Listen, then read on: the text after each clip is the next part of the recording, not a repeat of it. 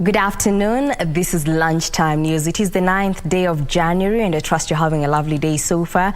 My name is Wambiru. Our sign language interpreter is Susan Thuku. We have a comprehensive bulletin lined up ahead, and to kick us off, we shall be crossing over to Bomet County, where a section of leaders from the county has urged the opposition to stick to their oversight roles and concentrate on the development agenda rather than the 2027 succession politics. Led by Governor Hilary Barchok, the leaders said the Kenya Kwanza government should be given the opportunity to fulfill pledges they make to Kenyans, especially on economic recovery. Speaking after a prayer service at Kaboson Pastors Training School in Bomet, the leaders accused the opposition leaders of early campaigns just months after the August 2022 polls. Tumeanza siasa mapema. Tumeanza 2023, hardly 4 months after the election. Watu wameanza kuchanga 2027.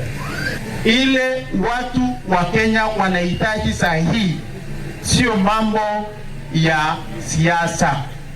What we need as a country at the moment ni kushikana na viongozi wetu ambao tumechagua mwezi wa 8 2022 to deliver on those promises. Bomet Governor Hilary Barchok lauded the head of state for uniting Kenyans and his quest to ensure that the government's agenda is implemented. As counties, tutashika mikono yeye, tutasaidiana, and we will align our programs to fit his agenda, the agenda ya serikali ya Kenya Kwanza. Pointing a finger at the leaders, Chepalungu MP Victor Koech stated that it was too early for campaigns and advised them to concentrate on development matters. Tunataka kumwambia kwanza wawachie nafasi president wetu Daktari William Samoei Ruto ili atufanyie kazi kwanza wa kurudisha uchumi Kenya hii ambayo imeenda kuharibika. Tuko na imani na William Samoei Ruto na tunampea nafasi afanye kazi yake kwa kuwa tuko na imani na yeye. Mambo na siasa na 2027 Mungu anajua. For Lunchtime News, I'm Ben Troinjue. And on matters environment, a group of youth from Kilifi County under the banner Grow With Us in Kenya, in conjunction with officers from the Kilifi GK prison, have started an initiative that aims to plant over 10,000 mangroves in the region. The initiative aims to increase tree cover and reduce the effects of climate change. Mitigate the effects of climate change, these youth have heeded to the president's call to expand the country's forest cover to 30% by 2032. Led by Kelly Banda, the youth say mangrove forests play a key role in the ecosystem and they aim to plant 60 million mangroves in the next 5 years. And you know, mangrove for the coastal region, it's the in thing because it's the only forest that we have. These other forests are now dying, but with mangrove and the ecosystem, you plant a mangrove, 80%, you are sure that it's going to grow. An expert in agricultural matters in Kilifi County, Bahanguma, is calling on the government to inject more funds in conservation. Kila nyumba inayojengwa kwa mfano, basi kuwe kuna ufuatilizaji wa upandaji wa miti katika sehemu ya ujenzi ule unaofanyika. Yani nyumba sambamba na miti. Frederick Opio, an officer at the Kilifi GK prison, says there is need for sensitization among the locals on the benefits of trees. Kilifi GK prison, we are very much happy to be together with Mr. Banda and his team so that we take part in this initiative of conserving the mikoko tree in this particular island. Kwa matumizi ya nyumbani na kupeleka hata watoto wetu shuleni. Pia kwa upande wa bahari huwa unasaidia hata samaki huwa wanazaana ndani ya mikoko. The move also expected to influence economic empowerment in the county through the sale of mangrove seeds. Ruth Wamboy for Lunchtime News. And on health matters, more than 20,000 vulnerable families from Murang'a County have benefited from the National Hospital Insurance Fund mass registration in the county. Murang'a Governor Irungu Kang'ata, who spearheaded the distribution of the NHIF cards in Gatanga, said the cards, dubbed Kangata Care, will offer extra benefits to the beneficiaries, such as eye treatment and dental services not catered for under the normal NHIF. The project will benefit the aged, persons living with disability and needy families.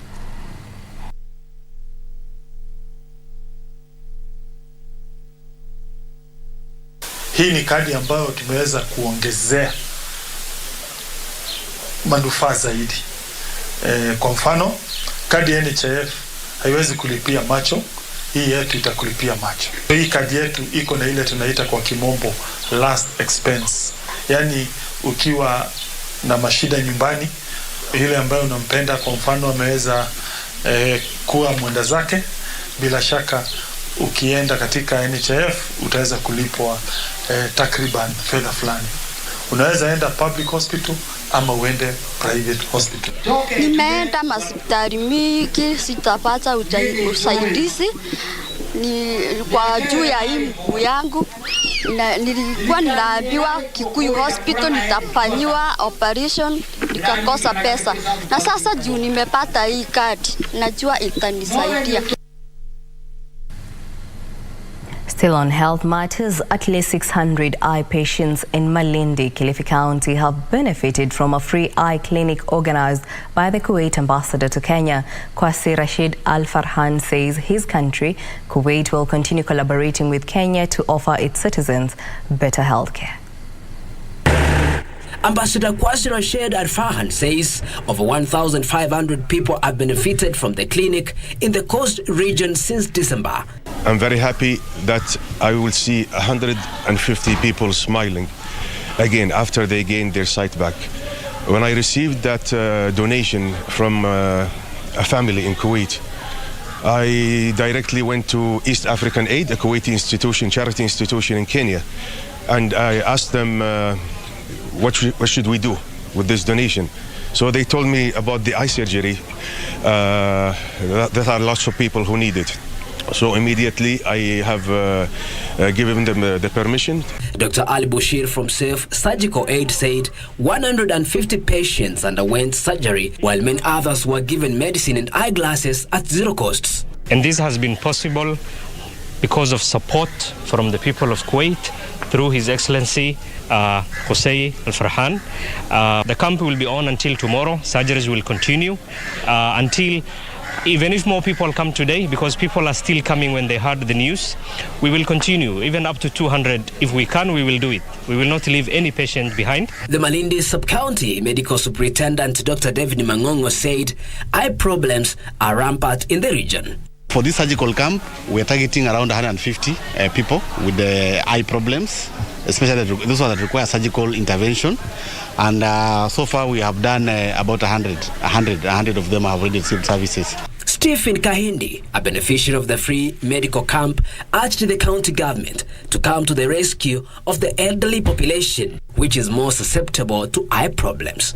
Mimi nilikuwa naomba serikali yetu ya Kilifi County iendelee kutafuta wafadhili waje kwa wingi, kwa sababu kuna hapa county yetu ya Kilifi kuna wagonjwa wengi sana wa macho.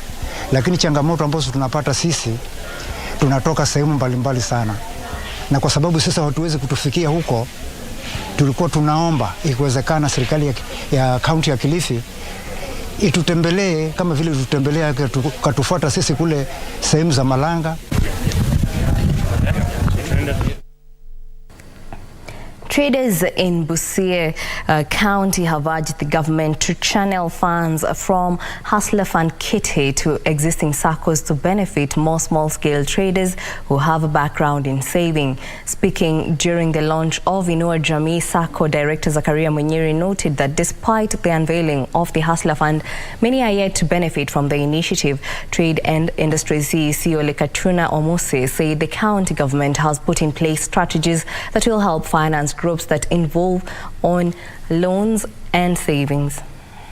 10 million naweza kuwa pesa nyingi, lakini ukiangalia membership ya SACCO hiyo bado ni kidogo. If wanaweza pata boost ya pesa ili badala kukopa kidogo ili watoshi waweze kukopa, sababu biashara wameanza tayari, ukulima wanafanya tayari, ile wanahitaji is capital, na hizi ni some of the avenues ya kuboost. Most of them, they are peasants. They don't have pay slips. So wanajikasa sana. Mwingine anaweza kuuza kuku akuye aweke pesa kwa sako. Wanatumia mbinu zote. Ombi na himizo itakuwa ni kwamba sisi sote tuanze kujiunga na makundi haya, tujiunge na table banking ambayo itatupa nguvu ya sasa kujiunga na sako. Manake tukijiunga na table banking tunapewa njia mwafaka ya kuongoza vikundi hivi ili viwe vya manufaa katika kaunti yetu kwa wakazi wetu.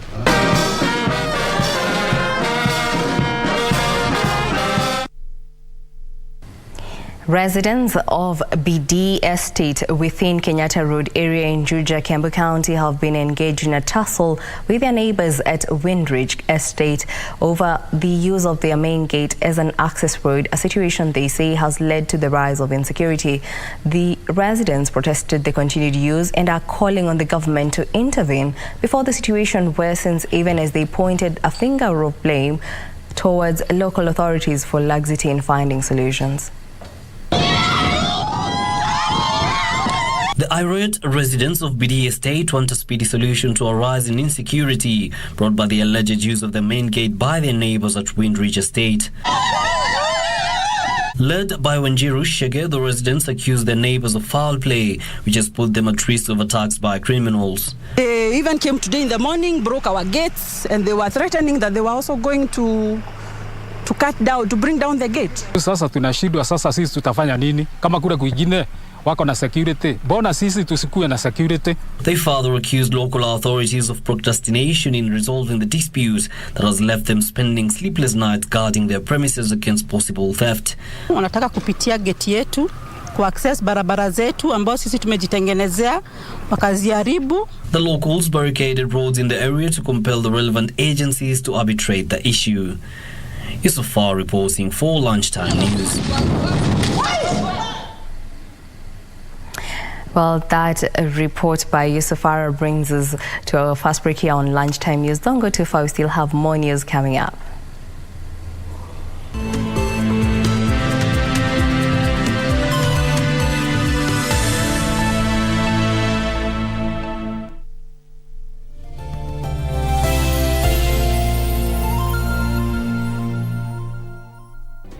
Do you have a news story to share with KBC? Get in touch swiftly on email news@kbc.co.ke or call 0723-892-654 or 0734-780-124.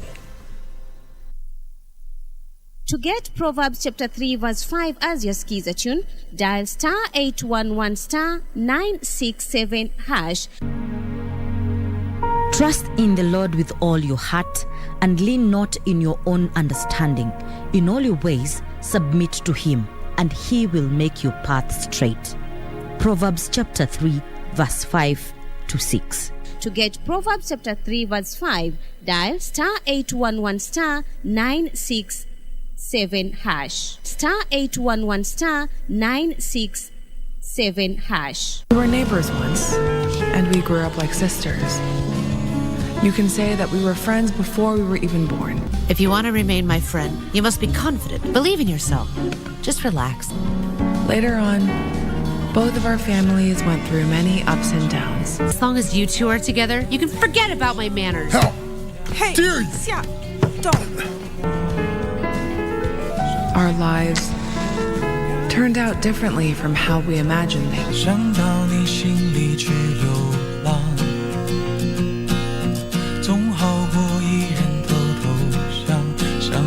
This guy came out of nowhere and sat down with me. And not only that, he's handsome. The guy sitting with you is Harvey, babe. Excuse me? That's Harvey sitting with you.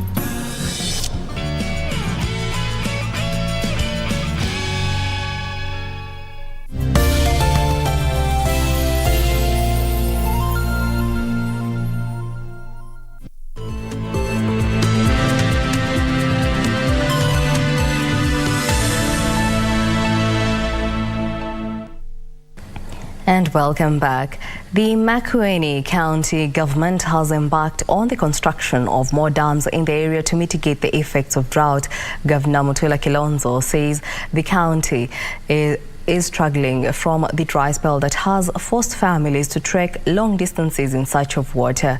Among the facilities to be constructed is the Ndakuma Dam in Makueni sub-county, which will be used to conserve water for use in homes and farms during dry seasons. Locals have hailed the project, saying it will provide some much-needed relief.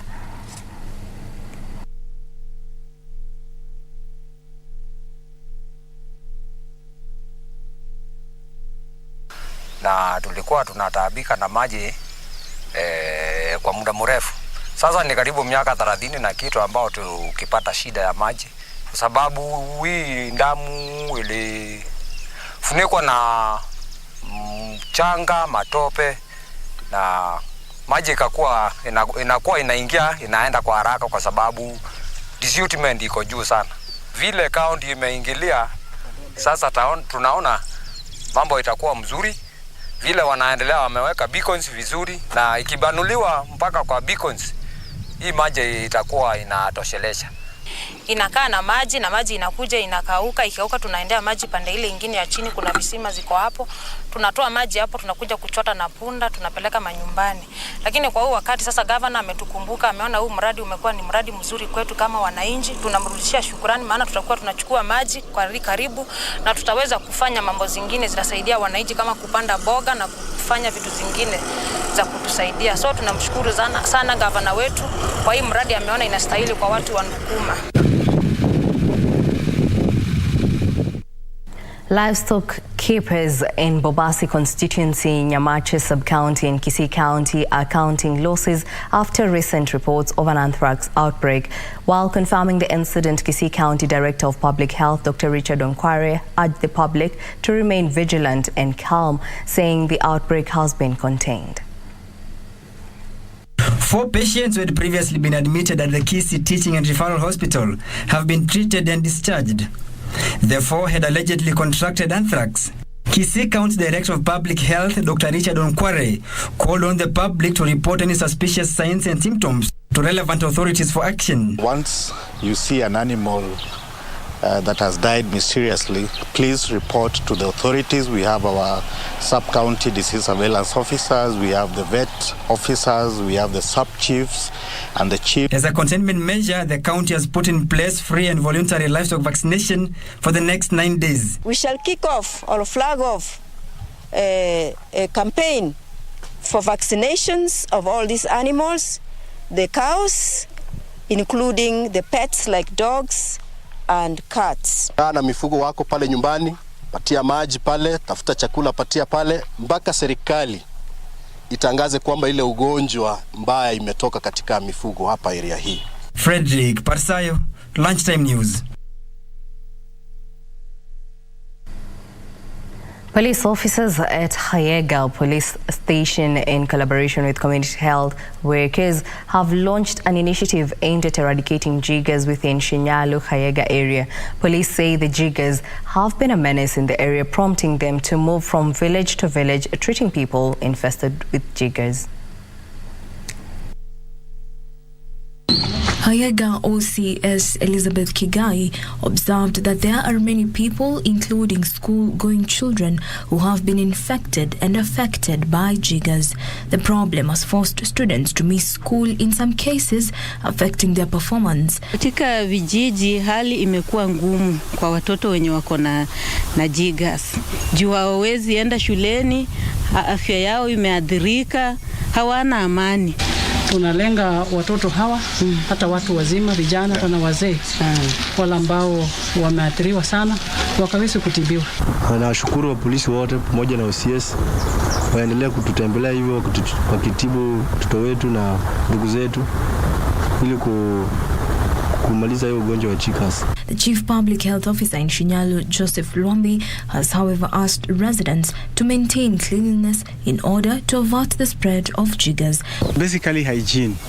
Ukiangalia hata the type of housing we have in these areas, utakuta most of them ni za udongo, alafu the red soil iko predominant in this area, na unapata ya kwamba hii wadudu ambao ni jiggers wanapenda sana hiyo red soil. Jacqueline Masharia for Lunchtime News. And now in other news, we shall be having more updates as we progress. For now, we shall be taking just a short break. Up next is business news.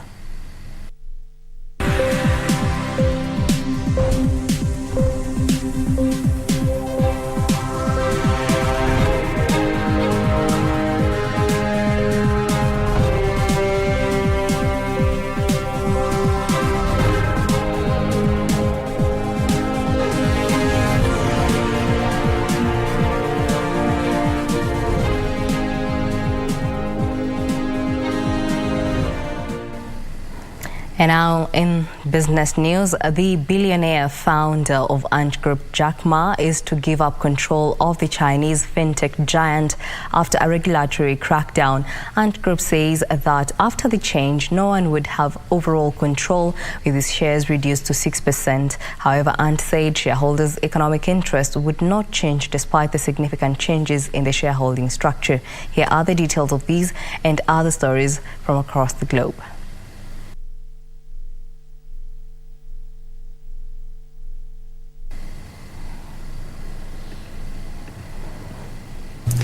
In November, billion euro stock market flotation.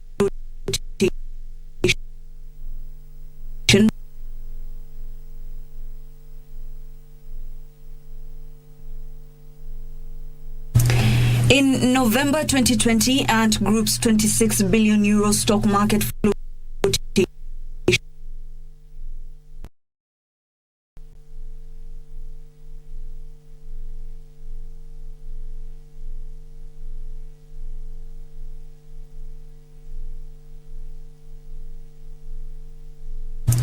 In November 2020, Ant Group's 26 billion euro stock market flotation.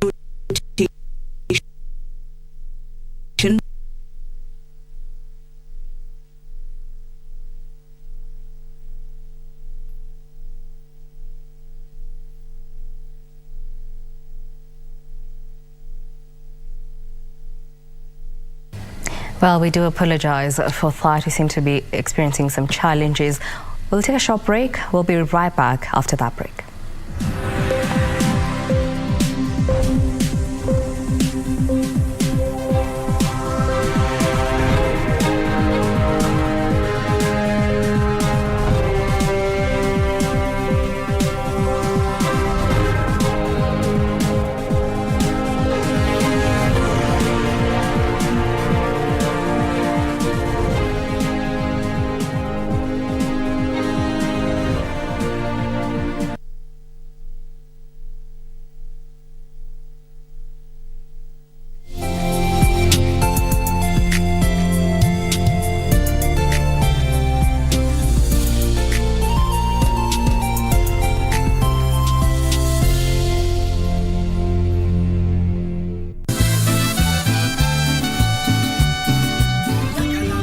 For that, I apologize.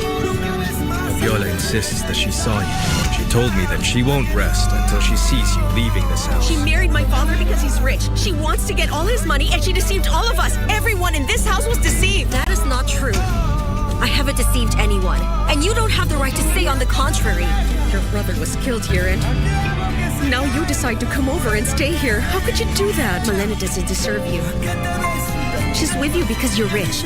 But she doesn't care about your feelings at all, Father. The only thing that matters are your money and the millionaire's life that you give her. At your service. The daughter of that murderer? This won't be easy. I'm going to need help. I'll help you. Fabiola. Tell me what I have to do.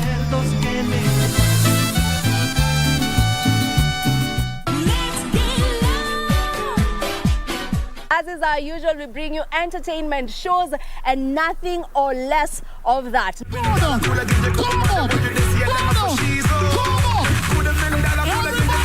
Event dubbed the Super Mario Experience stood out with 5 experiential color zones to represent the personalities of Matata members.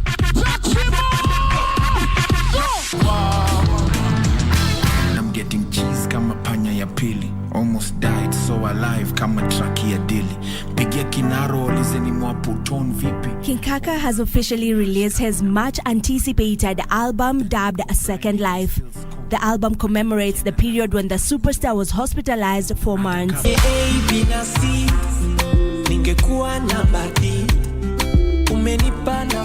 12 out of the 17-track album are collaborations with top music personalities within and beyond Kenya. There is a lot of diversity in the collaborations.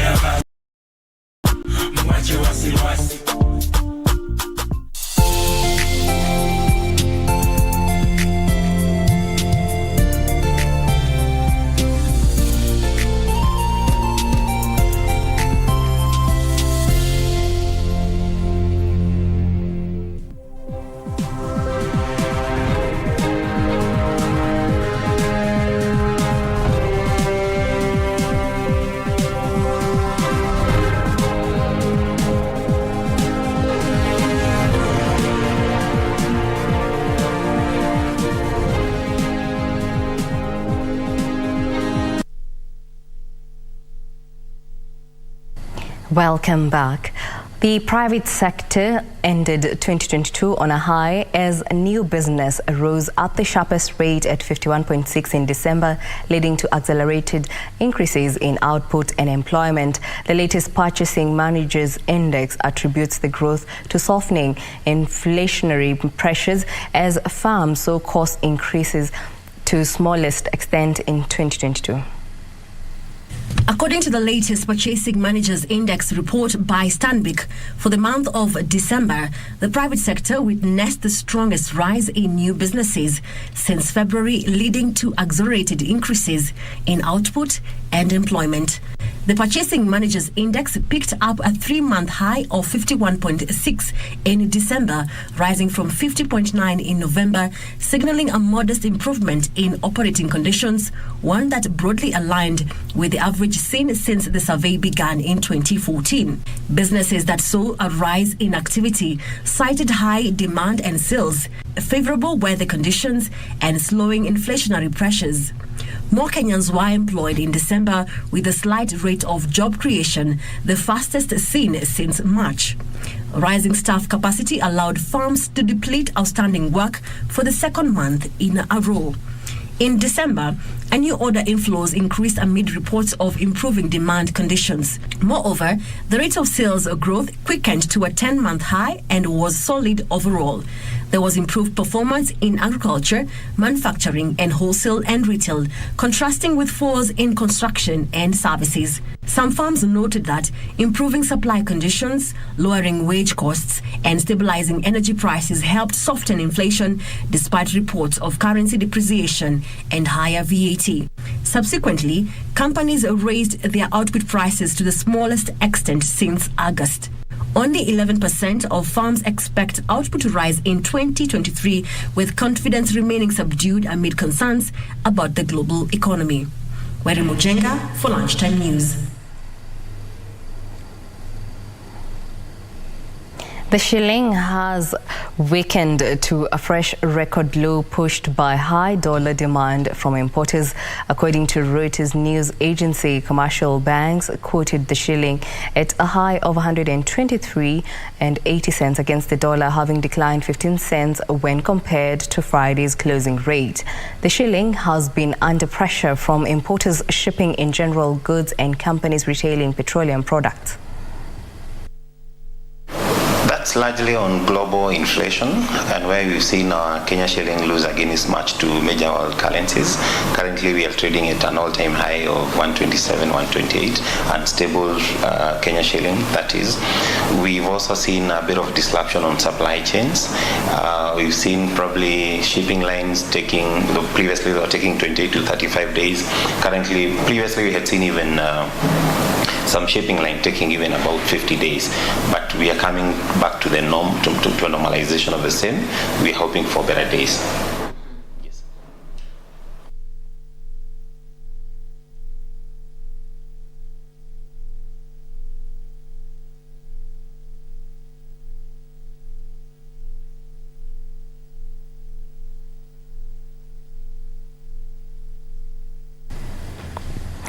Well, We do apologize for that. And in the sports arena, the government will not interfere in the running of any sports federation, but only if the associations stick to the values of integrity, transparency, accountability, and obey the law. The government will, however, create an enabling environment for the better running and development of sports in the country.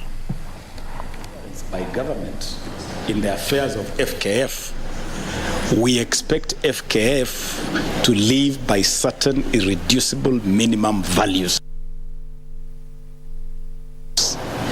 Number one is good governance. FKF cannot run as if it's an island.